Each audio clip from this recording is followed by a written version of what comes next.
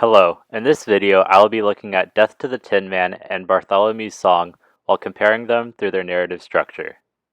Looking at movies, an introduction to film depicts narrative structure as a sequence of events, stating, most narratives can be broken into three basic pieces that essentially function as the beginning, middle, and end of the story. Each section performs a fundamental narrative task. The first act sets up the story, the second and longest act develops it, and the third act resolves it.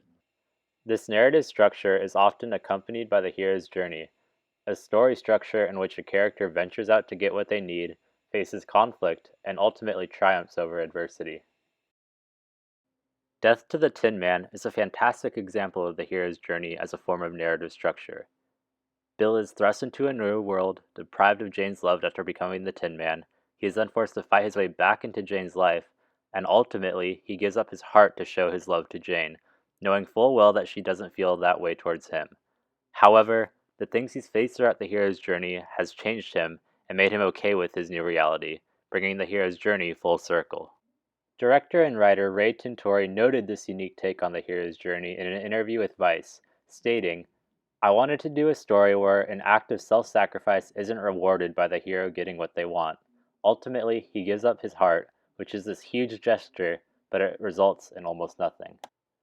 Another popular form of narrative structure is Plato's allegory of the cave, which sees a character be released from chains that were limiting them, ascend out of the cave into a world where they discover new things, and ultimately find their way back to help others learn as they have.